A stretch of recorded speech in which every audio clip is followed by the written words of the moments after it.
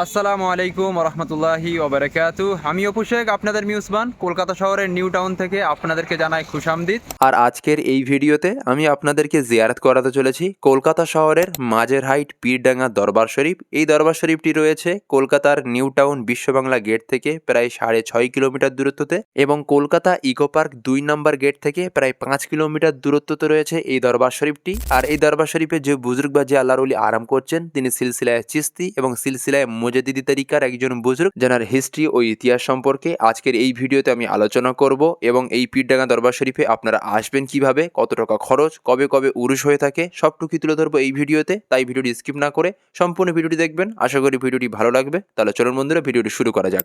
তো বন্ধুরা, আমি এখন যে লোকেশনে দাঁড়িয়ে রয়েছি এটি হলো কলকাতার নিউ টাউন ইকো পার্ক। আর পেছনের বাউন্ডারি দেখতে পারবেন, এটি হলো ইকো পার্কের বাউন্ডারি। আর ইকো পার্ক 2 নম্বর গেটের ঠিক সামনেই রয়েছে পেঁচার মোড়। আর এই পেঁচার মোড় থেকে এই যে ডান দিকে যে রাস্তাটা চলে গেছে দেখতে পারবেন, এটি কলকাতা নিউ টাউন বিশ্ববাংলা গেটের দিকে চলে গেছে। আর এই যে চলে গেছে বাম দিকে যে রোডটা, এটি হচ্ছে রাজারহাট চলে গেছে এই রোডটা।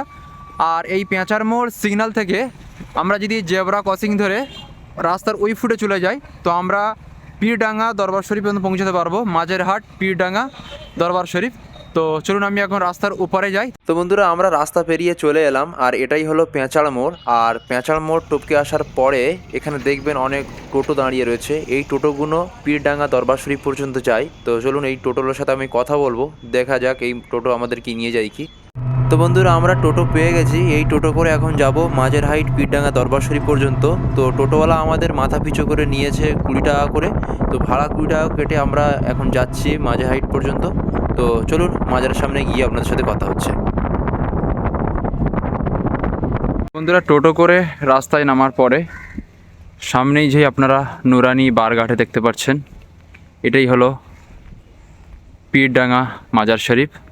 কলকাতা শহরের রাজারহাট নিউ টাউন এলাকাতে রয়েছে মাঝেরহাট পীরডাঙ্গা দরবার শরীফ। এই দরবার শরীফে যে আল্লাহর ওলি আরাম করছেন তিনি মুজাদ্দিদি তরিকা ও সিলসিলায় চিস্তিয়া তরিকার একজন অন্যতম বড় সুফি বুজুর্গ ও আল্লাহর ওলি ও বড় আলিমে দিন পীরে কামেল আলহাজ সা সুফি হজরত আল্লামা ও মৌলানা আবুল মুআরিফ মাহমুদ বখত বখতিয়ারি রহমতুল্লাহি তাআলা আলাইহি এবং হজরতের ওয়ালিদ ও আব্বা হুজুর ছিলেন যুগের এক মহান পণ্ডিত ও সুফি সাধক উস্তাজুল উলামা ও আল্লামা ও মাওলানা হজরত পীরে কামেল সা সুফি আহমদ আলী হামিদ জালালি রহমতুল্লাহি তাআলা আলাইহি, যিনি ছিলেন সিলসিলায় চিস্তিয়া তরিকার এক মহান সুফি সাধক ও বুজুর্গ ও ফুরফুরা দরবার শরীফের মুজাদ্দিদে জামা পীর আবু বক্কর সিদ্দিক সাহেব রহমতুল্লাহ আলাইহের কাছবর্তী একজন খলিফা হজরতও ছিলেন। এবং এই হামিদ জালালি রহমতুল্লাহ আলাইকে আবার অনেকেই চিনে থাকেন জালালি শাহ বাবা নামে। এই জালালি শাহ বাবার মাজারটি আবার রয়েছে কলকাতার সন্তোষপুর এলাকার কানখলি পীরডাঙ্গা দরবার শরীফে। আপনারা ভিডিওতে এখন যে দরবার বা যে মাজারটি দেখতে পাচ্ছেন এটিই হলো পীর আবু বকর সিদ্দিক রহমতুল্লাহ আলাইহের এক কাছের খলিফা ও চিস্তিয়া সিলসিলার মহান সুফি বুজুর্গ পীরডাঙ্গা দরবার শরীফের বুজুর্গ হজরত জালালি শাহ বাবা রহমতুল্লাহ আলাইহের পবিত্র মাজার। আর এই সন্তোষপুর কানখলি পীরডাঙ্গা দরবার শরীফের হজরত জালালি শাহ বাবার বড় সাহেবজাদা হলেন মাঝেরহাট পীরডাঙ্গা দরবার শরীফের বুজুর্গ হজরত আল্লামা ও মৌলানা সা সুফি আবুল মুআরিফ মাহমুদ বখত বখতিয়ারি রহমতুল্লাহি তাআলা আলাই, যার পবিত্র মাজার এখন আপনারা জিয়ারত করতে পারছেন। তাহলে আপনারা বুঝতেই পারলেন যে মাহমুদ বখত বখতিয়ারি রহমতুল্লাহি তাআলা আলাইহে তিনার আব্বা হুজুর কে বা তানার আব্বা হুজুরের মাজার কোথায় রয়েছেন বা এনারা কোন কোন সিলসিলা থেকে তাল্লুক রাখেন আপনারা অবশ্যই বুঝতে পারলেন। এবং এই মাঝেরহাট পীরডাঙ্গা দরবার শরীফের হজরত মাহমুদ বখত বখতিয়ারি রহমতুল্লাহ আলাইহে তিনি জন্মগ্রহণ করেন 9 জিলহজ 1325 হিজরি মোতাবেক ইংরাজি 1908 খ্রিস্টাব্দে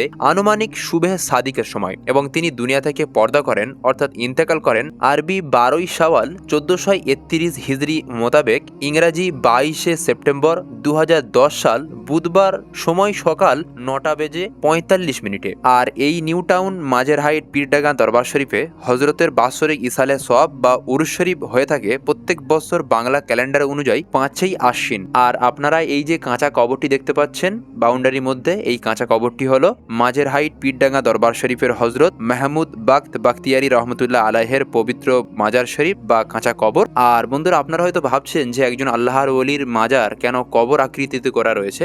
দেখুন, ইনি ফুরফুরা পীর আবু বকর সিদ্দিক রহমতুল্লাহ আলাইহের কল অনুযায়ী চলেন, ওনার তরিকা অনুযায়ী চলেন, তাই ওনার মাজার শরীফ বা কবরটি মাটির হালাতে রয়েছে, যেমন কাঁচা কবর থাকে আম মানুষের, কিন্তু ওনার আব্বা হুজুর জালাল ইসা বাবা জানার মাজার শরীফ সন্তোষপুর কানখুলি পীরডাঙ্গা দরবার শরীফে রয়েছে। জালাল ইসা বাবার মাজারটি কিন্তু পাকা আছে, ওনার মাজার শরীফের চাঁদর ফুল চড়ানো হয়, কারণ উনি সিলসিলায় চিস্তিয়াকে বেশি ফলো করতেন, তাই ওনার মাজার শরীফটি পাকা বানানো হয়েছে, চাঁদর চড়ানো হয়। কিন্তু ওনার ছেলের মাজারটি কাঁচা হালাতে রয়েছে। ইনি ফুরফুরা শরীফকে ভালোবাসতেন, পীর আবু বকর সিদ্দিকের কল অনুযায়ী তিনি চলতেন। এখানে কিন্তু আপনারা উল্টোপাল্টা কিছু ভাববেন না, কারণ এনারা দুই সিলসিলার মতদর্শী, তাই এনাদের মাজারের আকৃতি কিন্তু আলাদা আলাদা রয়েছে। আশা করি ভিডিওটি আপনাদের ভালো লেগেছে, এবং এমনই ইনফরমেটিভ দরগা শরীফের ভিডিও পেতে, আউলিয়া কেরামদের জিয়ারতের ভিডিও পেতে আমাদের চ্যানেলটি আপনারা সাবস্ক্রাইব করে রাখতে পারেন। এতক্ষণ ছিলাম আমি অপু শেখ, আপনাদের মিউসবান। আবার দেখা হবে এমন কোনো আউলিয়া কেরামদের জিয়ারতের ভিডিও নিয়ে। ততক্ষণ সুস্থ থাকবেন, ভালো থাকবেন, খুদা হাফিজ।